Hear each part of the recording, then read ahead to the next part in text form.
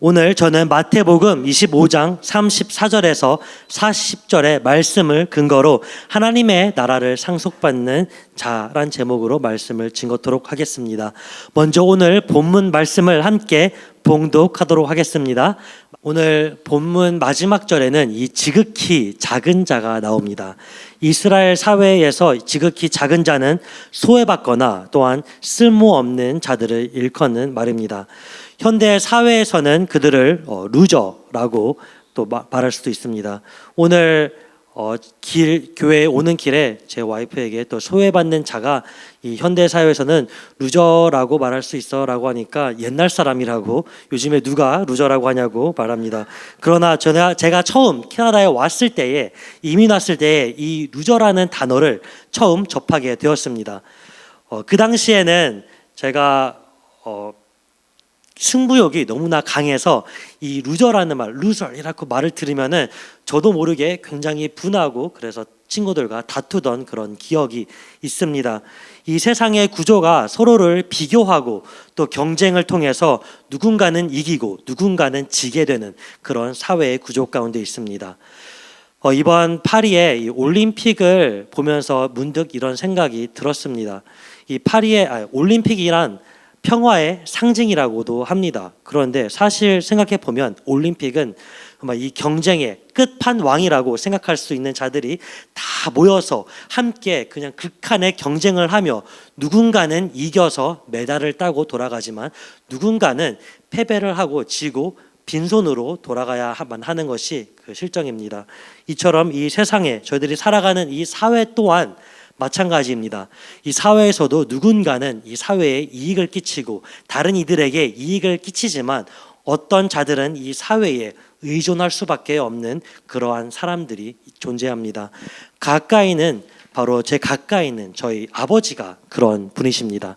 혹시 사진 준비되었으면 잠시 띄워주시면, 지난 7월 달에 저와 또 저희 가정과 저희 캐나다에 돌아가서 저희 아버지를 배웠습니다. 그 가운데 있는 나엘이가 그 가운데 MVP 역할을 했는데, 자세히 보시면 또 저희 아버지의 그 목에 이렇게 트레이키라고 해서 숨 쉴 수 있는 그런 산소 호흡이 껴져 있습니다. 내려주시면은 감사하겠습니다. 저희 아버지는 18년 전에 교통사고로 인해서 사지 마비가 되셔서 얼굴 이 턱 밑으로는 움직이지를 못하십니다. 다시 말해서 다른 사람들의 온전히 의존해야지만 살아갈 수가 있습니다. 의사에게, 또 간호사들에게, 가족들에게, 또 여러 많은 사람들에게 의존을 하며 먹는 것부터 마시는 것, 또한 살아가면서 필요한 씻는 것, 모든 것들을 다 의존을 해야만 살아갈 수가 있습니다. 저희 아버지가 계신 병동에 가면 이와 비슷한 사람들이 많이 누워 있습니다. 그곳에는 환자들이 돌아다니지가 않고요. 그곳에는 휠체어를 타고 돌아다니는 사람도 볼 수가 없습니다. 왜냐하면 모든 사람들이 다 누워서 기계에 의존하고 있기 때문입니다. 그곳에는 오직 기계 소리만 들리고 고요함이 이어지고 있습니다. 사실 저희 주위를 둘러보면 이와 같이 소외받은 자들을 쉽게 찾아볼 수가 있습니다. 이러한 작은 자들에게 행하는 그 행위, 오늘 본문 말씀을 통하여서 예수님께서는 그들을 양과 염소로 나누며 의인과 또 불의한 자들로 나누고 계시며, 또 이를 통하여서 구원받는 자를 나누고 계시는 기준이 된다는 사실입니다. 오늘 본문 말씀이 오기 전인 25장 앞부분에 가서는 기름으로 준비하는 그 10명의 처녀와 또 달란트의 비유를 들며 하나님의 나라에 들어가는 자들이 어떠한 자들인가를 먼저 말씀하고 계십니다. 하나님에 들어가는 자, 이 10처녀의 비유를 통하여서 기름을 미리 준비한 자들은 성령님과 동행을 함으로써 그 마지막 날에 하나님의 나라의 그 혼인 잔치에 초청을 받게 됩니다. 또한 달란트의 비유를 통하여서 이 땅에 살아갈 때에 각자 받은 달란트로 충성된 삶을 살아가야 함을 강조하고 있습니다. 각자가 받은 그 달란트, 시간과 재능과 또 은사의 달란트를 통하여서 이 땅에 살아갈 때에 이윤을 남기는 것, 바로 영혼을 살리는 것, 그것을 하나님께서는 말씀하고 계십니다. 이어서 본문 말씀에 가서는 이 작은 자들에게 행한 것을 통하여서 행함의 기준, 이 구원의 기준을 예수님께서는 말씀하고 계십니다. 마지막 날에 예수님께서 모든 천사들과 함께 이 땅에 오실 때에 그 모든 민족을 부르시고 모으시고 왼쪽에는 염소로 오른쪽에는 양으로 나누십니다.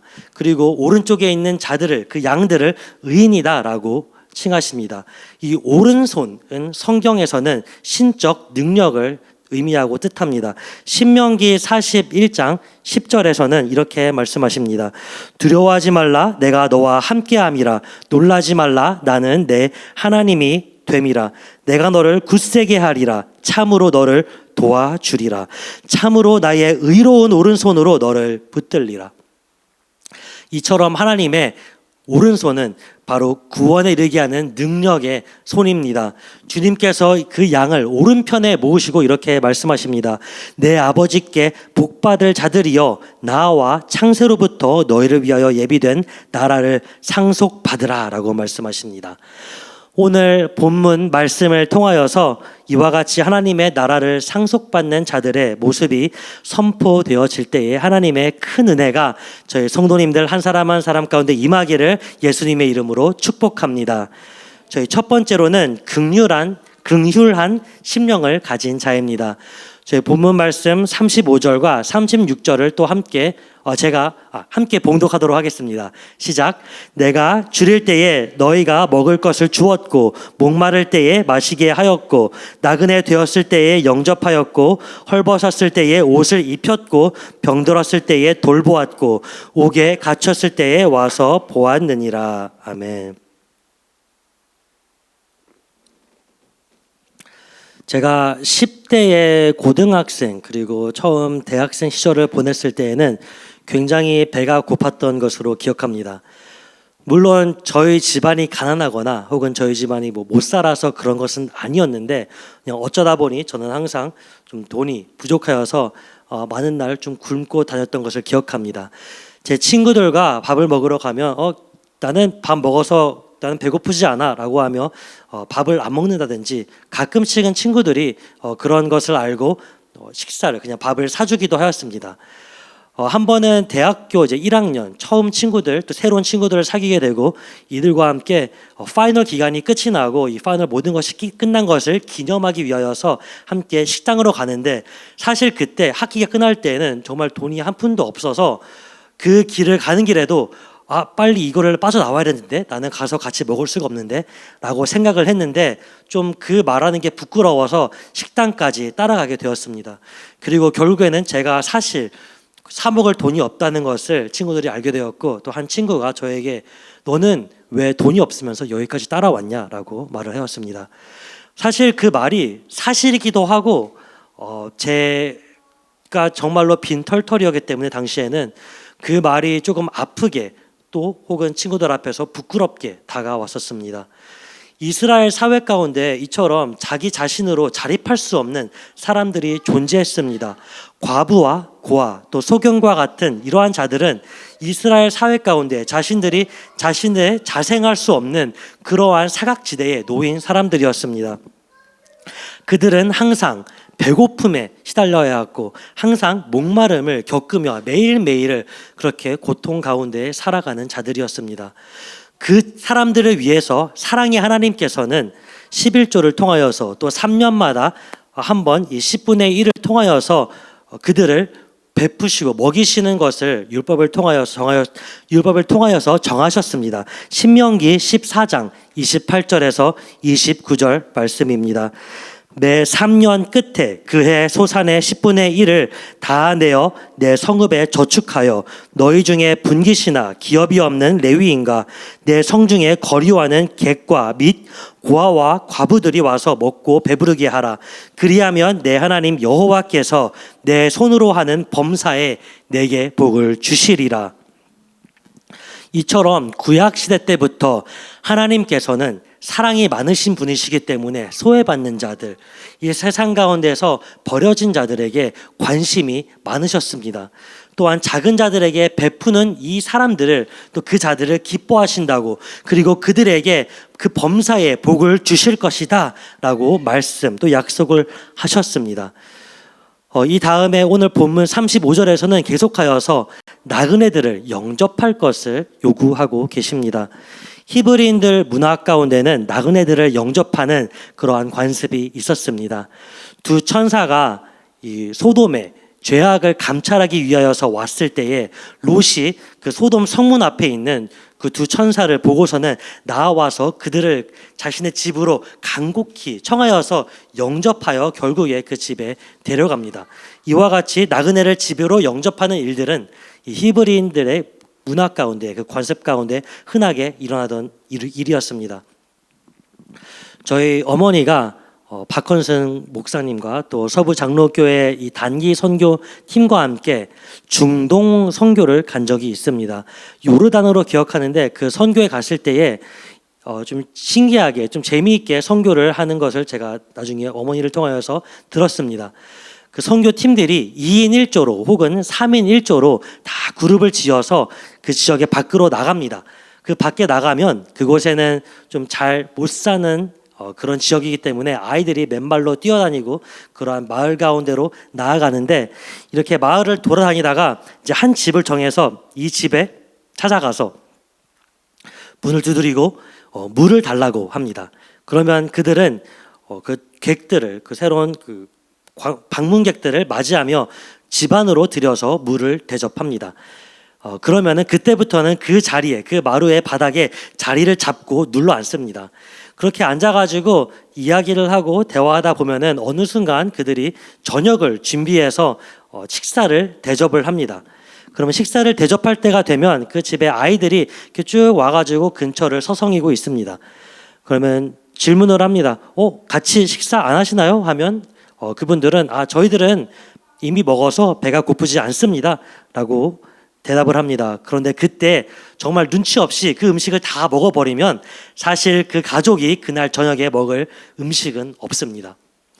왜냐하면 좀 더 가난한 지역일수록, 지방일수록 더욱더 이러한 못 먹는 것, 부족한 것을 티를 내지 않는 것이 그들의 관습이기, 문화이기 때문입니다.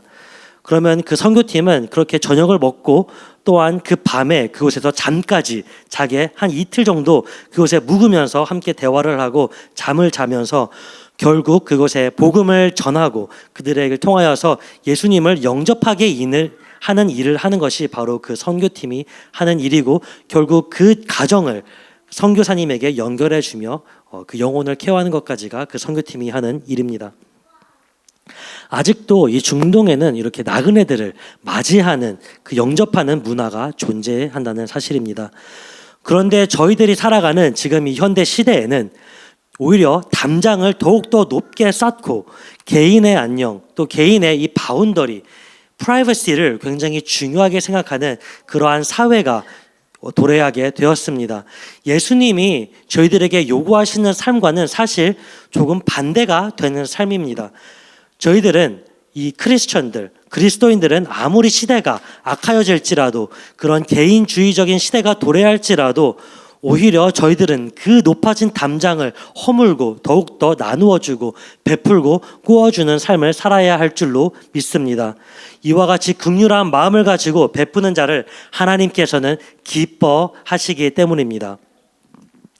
이어서 36절에 갑니다. 35절에서는 이미 율법에서 나온 것들을 요구했습니다.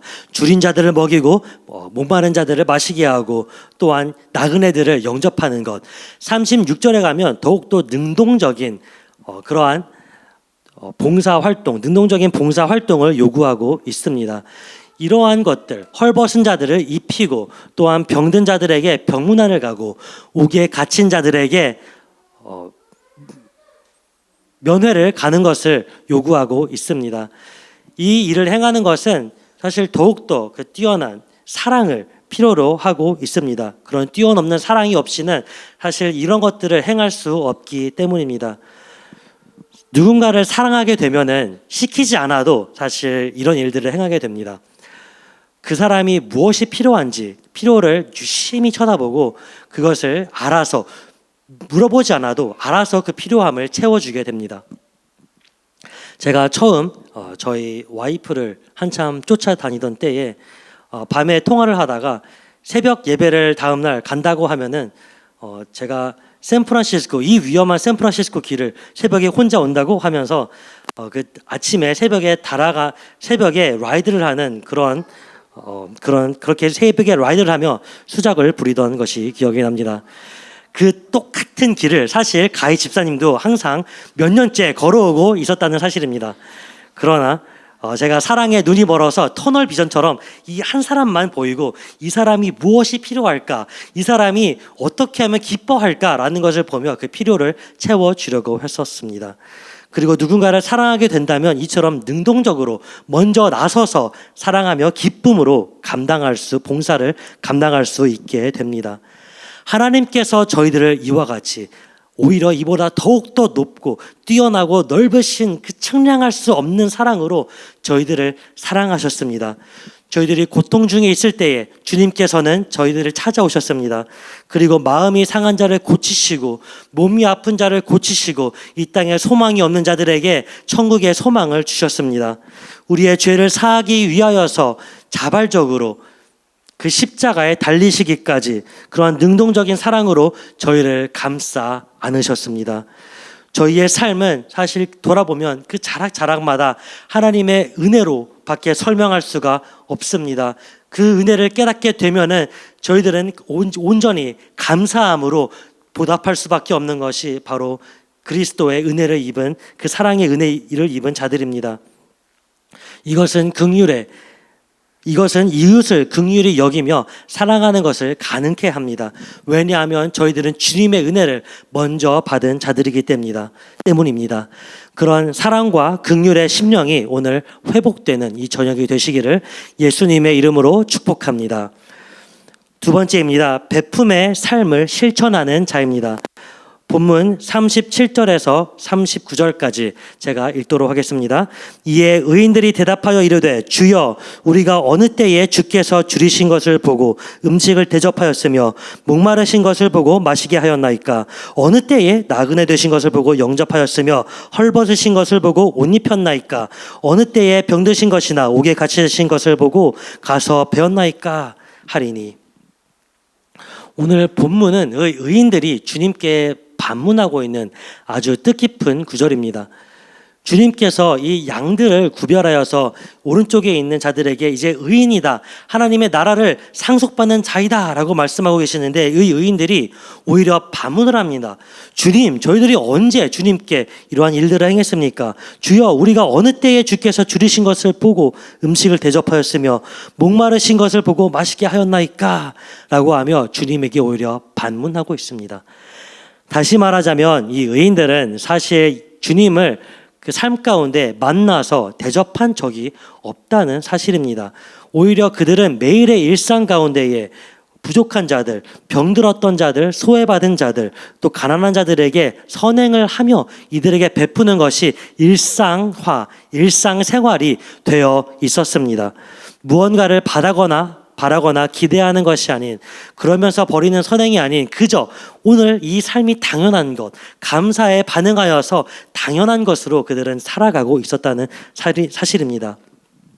이들이 하는 것에 있어서 겸손한 자들이었습니다. 예수님께서 이 땅에 오셔서 섬기러 오셨듯이 이들은 겸손함을 통하여서 먼저 섬기는 것을 실천을 통하여서 나타낸 자들입니다. 주님께서는 자기 자신을 낮추는 자들을 마지막에 오실 때에 높이신다는 사실입니다. 그런데 누군가에게 또 무언가를 바라고 인정받기를 원하는 그 마음은 사실 사람의 그런 습성 가운데 나오게 되어 있습니다. 이 세상을 살아갈 때에 저희들이 많은 일들을 하면서 살아갑니다. 그런데 그런 일들을 할 때에 이 세상 그 아무도 알아주지 않고 그 누구도 인정해 주지 않는다면은 그 마음이 사실 힘들게 되고 힘이 나지가 않습니다.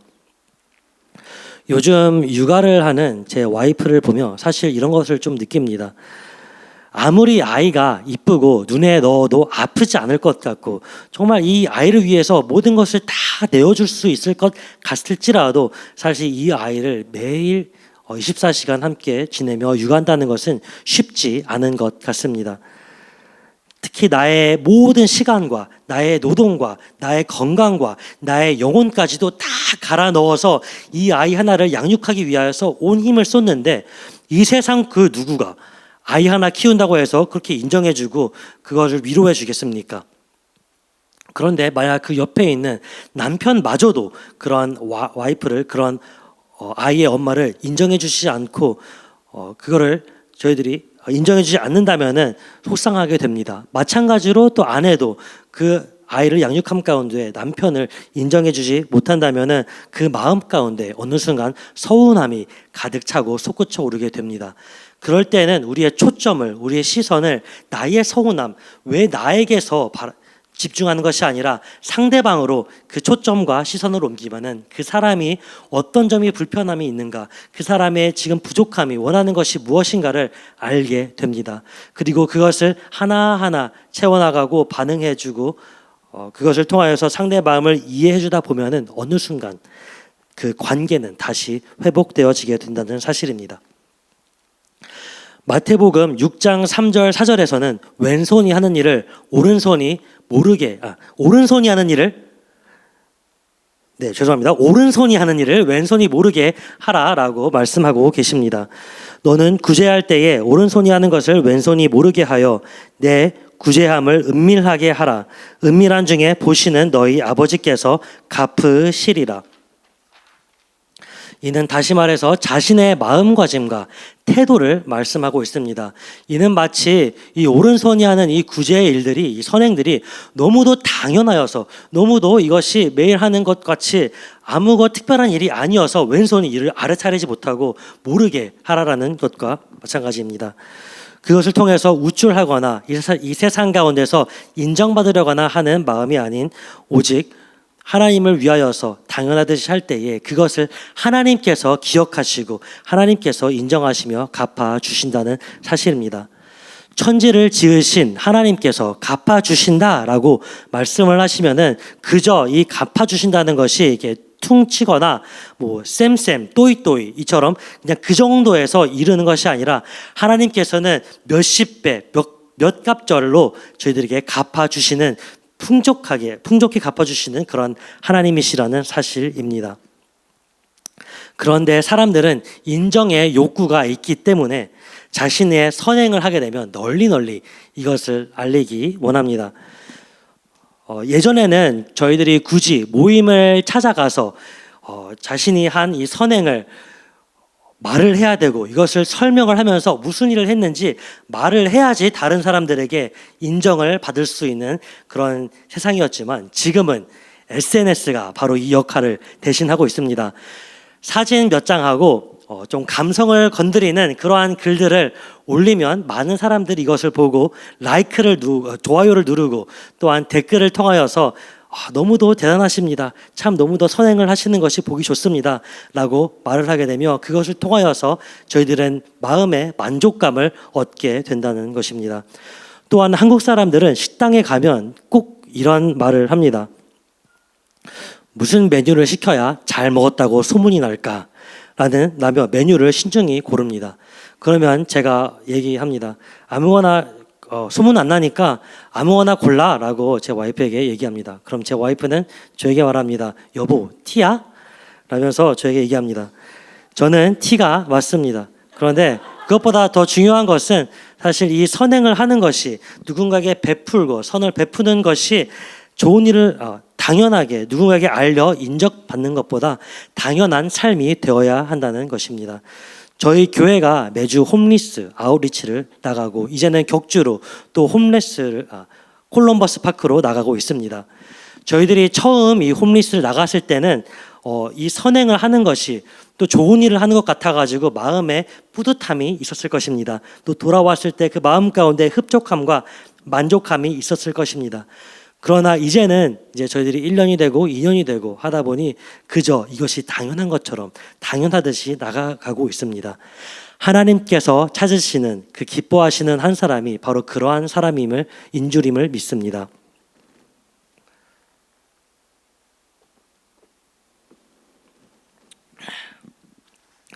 그런데 사실 오늘 본문 말씀을 읽으면서 한 가지 궁금한 점이 있었을 것입니다.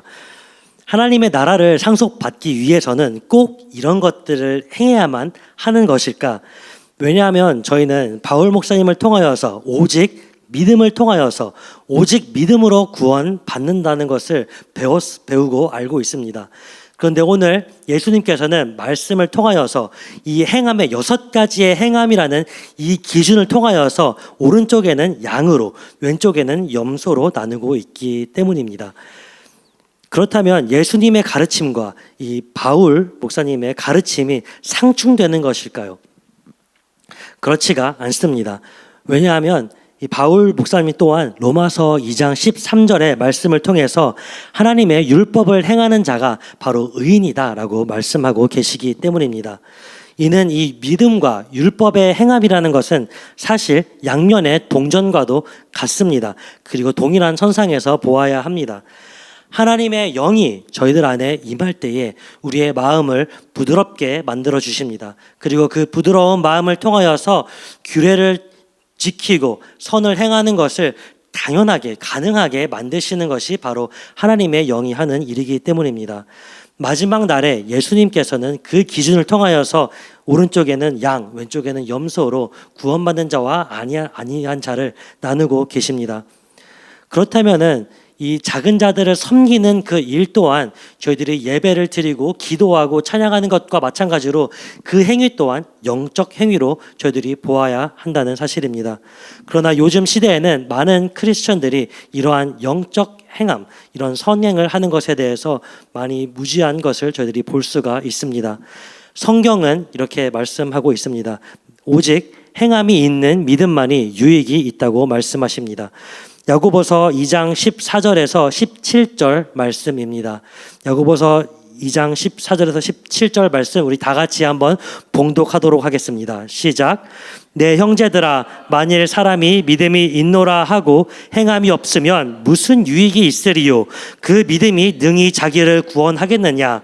만일 형제나 자매가 헐벗고 일용할 양식이 없는데 너희 중에 누구든지 그에게 이르되 평안히 가라, 덥게 하라, 배부르게 하라 하며 그 몸에 쓸 것을 주지 아니하면 무슨 유익이 있으리요?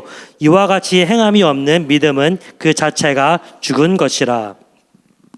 아멘. 이처럼 믿음에는 행함이 따르게 되어 있습니다. 이것은 입으로만 단순히 믿음을 얘기하는 것이 아니라 이것은 당연하게 행함을 통하여서 나타나게 된다는 사실입니다. 그리고 또한 실제적인 유익을 주는 것이 바로 믿음입니다.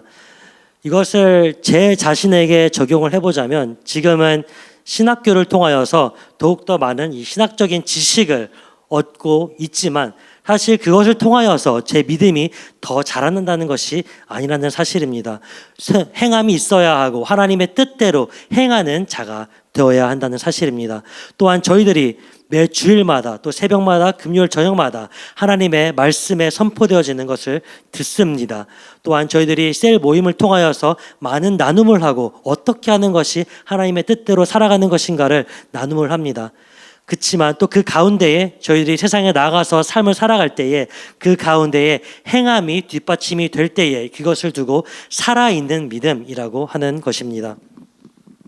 신약에서는 이 믿음의 단어를 히브리어로 헬라어로 피스티스라고 합니다. 근데 그 믿음이라는 단어가 히브리어로 구약에서는 아만입니다. 그리고 그곳에서 파생된 단어가 에무나입니다. 이 에무나라는 단어가 처음 나온 것은 처음 이스라엘 백성이 광야에 나와서 아말렉 군대와 전쟁을 하게 됩니다.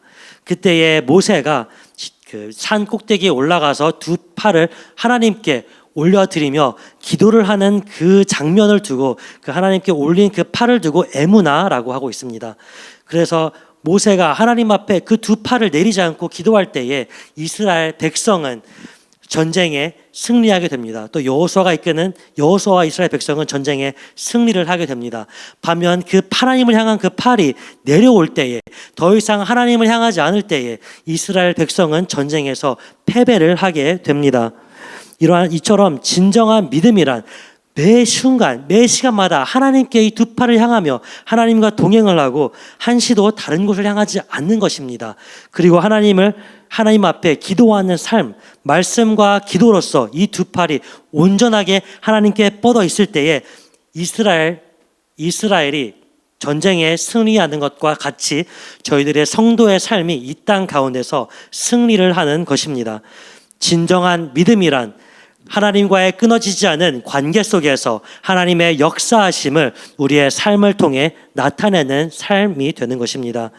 그러므로 어디서 무엇을 하든지 누구를 만나든지 샌프란에 서 있든지 로스 알토스, 써니베일 그 어떤 지역에서든지 앤아버에서도 하나님의 역사를 이루어내는 또 우리의 각자의 삶을 통하여서 하나님을 나타내는 저희 성도님들 되시기를 예수님의 이름으로 축복합니다. 마지막으로 세 번째입니다. 작은 자를 통해 주님을 보는 자가 바로 하나님의 나라를 상속하는 자입니다. 마지막 40절 함께 봉독하도록 하겠습니다. 임금이 대답하여 이르시되 내가 진실로 너희에게 이르노니 너희가 여기 내 형제 중에 지극히 작은 자 하나에게 한 것이 곧 내게 한 것이라 하시고.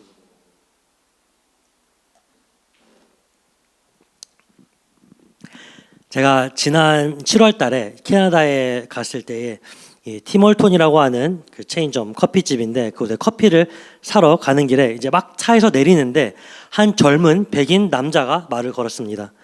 그리고 저에게 돈이 있냐고, 지금 배고파서 음식을 사 먹어야 되는데 돈이 있냐고 물어보았습니다. 근데 제가 지갑을 바꾼 뒤로 더 이상 이 지폐를 가지고 다니는 지갑이 아니라 카드만 넣어 다니는 지갑이라서 당연히 현금이 없다고 생각했기 때문에 no sorry, no cash 그렇게 하고서는 그분은 이제 자기 갈 길을 갔고 저도 제 갈 길을 가려고 하고 있었는데 문득 갑자기 생각이 났습니다. 그 전날에 잠깐 제 친구를 만났는데 결혼한 지 제가 이제 1년 하고도 반년이 지났지만 제 친구가 결혼 축하한다고 축의금을 저에게 주었습니다. 만난 지 오래된 친구였기 때문에 그렇게 축의금을 받고 그것이 제 주머니에 있다는 것을 그 사실을 갑자기 그 머릿속에 팍 하면서 생각이 났습니다. 그때부터 이 내면에서는 내적 갈등이 이루어지기 시작했습니다. 지금 이미 없다고 하고 평안히 잘 가고 있는 저분을 다시 굳이 가가지고 잡아야 할까? just kidding, 생각해보니까 돈이 있었어 라고 하면서 가야 되는 것일까? 아니면 그냥 이미 이루어졌으니까 다 각자 갈 길을 가야 되는 것일까? 내면의 갈등이 막 이루어지고 있는데 그때 오늘의 이 본문 구절에 생각이 났습니다. 지극히 작은 자에게 하는 것이 바로 주님께 하는 것과 마찬가지라고 하시는 그 말씀, 바로 저분들이 예수님이 아닐까? 오늘 내가 지나치는 이 한 사람이 사실 예수님께서 오셔서 이분들을 그 고통받는 영혼들을 베풀라고 하시는 것이 아닐까, 선행을 행하는 것이 아닐까라는 생각이 문득 들었습니다. 그래서 다시 그분들을 있어서 excuse me 하면서 사실 돈이 있었습니다. 생각해보니 돈이 있었습니다. 그리고 그분에게 주고 맛있게 식사를 하라고 그 돈을 드리고 나왔습니다. 저희들이 지난주에는 콜럼버스 파크에 가지는 못했지만 다들 우리 성도님들이 브라운백을 들고 또 그 영혼들을 찾아서 이곳에서 지금 굶주린 자가 있지는 않은지 그분들을 생각하며 가는 길마다 찾아서 그분들에게 브라운백을 나누어 주었습니다. 그리고 오늘도 하나님은 살아계시며 하나님은 역사하고 계시며 그 하나님께서 당신의 인생을 책임지실 거라고 그들을 위하여서 기도하고 그들의 삶 가운데 하나님의 사랑과 긍휼이 임하기를 위하여 저희들이 기도하였습니다. 분명 주님께서는 그 기도를 저희들이 나가는 그 발걸음을 기뻐하시리라 믿습니다. 그리고 저희들이 드린 그 기도 그 어느 것 하나도 땅에 떨어지지 않고 주님께서 다 듣고 이루실 것이라고 응답하실 것이라고 믿습니다. 하나님께서는 이러한 자들을 내 아버지께 복받을 자들이라 라고 말씀하시고 또 저희들을 기억하십니다. 본문 40절에 예수님께서는 이렇게 말씀하십니다. 내 형제 중에 지극히 작은 자 하나에게 한 것이 곧 내게 한 것이니라고 말씀하고 계십니다. 예수님께서 이 하늘 보좌를 버리시고 이 땅에 육신을 입고 찾아오셔서 한 것이 바로 소외받은 자들, 병들은 자들, 이 땅 가운데서 외면받은 자들, 사각지대에 놓인 자들을 찾아가고 그들의 손을 잡아주시고 고치시고 그들의 친구가 되어 주셨습니다. 그리고 예수님 또한 이 땅에서 소외를 받고 이 땅에서 고통을 당하시며 결국 죽기까지 이들을 사랑하셨습니다. 이는 진정한 의미에서 예수님께서는 지극히 작은 자들과 하나가 되었다는 사실입니다. 이 세상의 관념으로 볼 때에 다소 부족한 자들이 있습니다. 이 세상의 관념으로 볼 때에 또한 소외당한 자들이 있습니다. 그렇지만 하나님의 관점으로 볼 때는 그들은 하나님이 사랑하는 자녀입니다. 하나님께서 그들은 사랑의 대상이며 또한 그들은 보호받아야 마땅하는 대상입니다. 저희들이 이들을 마땅히 사랑하고 감싸 안아야 하며 그렇게 할 수 있는 이유가 바로 저희들은 하나님께 능력을 받은 자들입니다. 전에는 다소 불편하고 혹은 더럽다고 혹은 냄새가 난다고 느꼈던 홈리스 분들을 이제 보니 그들을 긍휼한 마음에 사랑의 마음이 피어오르기 시작합니다. 또한 고아와 과부가 저희들의 눈에 들어오기 시작합니다. 병든 자들, 소외받은 자들, 이 땅 가운데서 다른 이들과 교류하지 못하고 사랑받지 못하는 자들이 저희들의 눈 가운데에 들어오기 시작합니다. 저희들의 시선이 이제는 주님을 향하니 그 사람들, 그전에는 이기적이어서 나밖에 모르고 내 자신만 보고 살았던 인생에서 다른 이들을 바라보며 어떻게 하면 이들을 먹이고 입힐까, 어떻게 베풀며 살아가는 인생을 살아갈까 저희들이 생각하며 보게 됩니다. 바로 이들에 대한 긍휼한 마음이 피어오르게 되는 것입니다. 이 사회에 사각지대에 놓여서 고통받는 자들을 어찌 저 영혼들을 이제 능력, 그 그리스도의 능력으로 인하여서 이제 사랑할 수 있고 베풀게 될 수 있는 선을 행할 수 있는 그 하나님의 특권을 받은 저희들이 그냥 지나칠 수가 있겠습니까? 그리고 그 안에 영원한 소망이 되시는 예수 그리스도가 없다는 그 안타까운 사실을 두고 저희들이 어찌 더 이상 그들을 가만둘 수가 있겠습니까? 이제 내일 모레면 저희들이 홈레스 RV 홈레스를 처음 나가게 됩니다. 이 사역을 처음 준비하며 또 연락을 하며 너무도 기대가 되고 벅찬 마음이 이렇습니다. 우리 큰빛 은혜교회가 나아가는 그 다음 사역에는 하나님께서 어떻게 역사하실까, 저희 교회를 어떻게 쓰실까, 성도 한 사람 한 사람 가운데에 어떻게 역사하시며 그 삶 가운데 복을 내리실까, 그 마음 가운데에 기대하게 되었습니다. 지난주에는 저희 콘서트 팀이 악기를 통하여서 또 목소리를 통하여서 그 아름다운 찬양의 소리가 사택에서 울려 퍼졌습니다. 또한 주중에는 저희 피자 팀장님 우리 왕성균 집사님께서 또 25번의 이 피자를 미리 오더하며 이들을 먹일 생각으로 그 긍휼한 마음으로 그렇게 피자를 오더하였습니다. 또 우리 윤정 집사님께서는 이 아이들을 어떻게 하면은 액티비티를 준비해서 이 아이들을 섬길까라는 마음으로 또 준비를 하셨습니다. 우리 보라 전사님 또 이 매니저의 파워를 이용해서 또 아이들에게 줄 책들, 이 선물들을 준비하였고, 태아 전도사님은 또 아이들에게 줄 이 버블들을 준비하고, 또 성호 전사님 포스터 준비해 주시고 또 그들에게 나누어 줄 그 포스터까지 준비하고 계십니다. 또한 저희 성도 이미 준비하셨을 것입니다. 또한 저희 성도님들 다들 한 마음 한 뜻이 되어서 저희 이 물품들을 구별하여서 이들에게 어떻게 섬길까, 정말 좋은 것을 주어야 됩니다 라며 지난주에 저희들이 만나서 모임을 하고 구별할 것을 얘기하였습니다. 하나님께서 정말 이 얼마나 기뻐하실지 기대가 됩니다.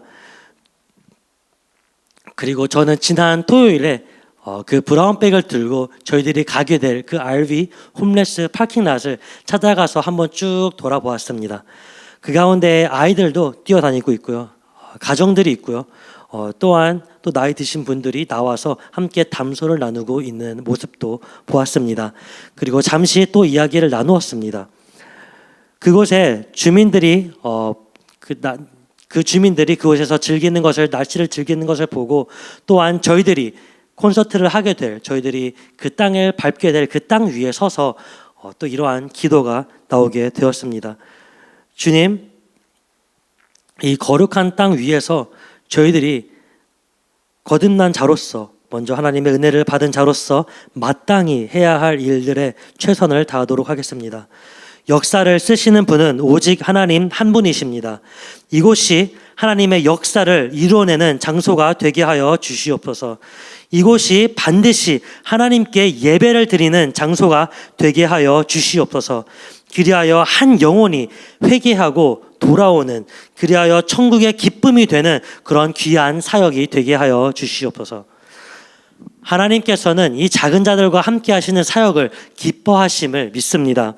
그리고 그 무엇보다 예수 그리스도의 복음이 이들 가운데 들어가고 한 영혼이 회개하여서 돌아오는 역사가 일어날 것임을 믿습니다. 그 자리 가운데 예배 장소가 되고 하나님의 자녀가 돌아오게 되고 축제와 잔치 장소가 되게 되고 또한 저희들이 함께 예배를 드리며 하나님께 영광을 올려드리는 그러한 귀한 장소가, 귀한 사역이 될 줄로 믿습니다. 또한 작은 자를 섬기는 그 일을 통하여서 저희들 성도님들 한 사람 한 사람이 예수님을 만나게 되고 주님의 모습을 보게 되는 저희 큰빛 은혜교회 성도님들 되시기를 예수님의 이름으로 축복합니다. 말씀을 맺도록 하겠습니다.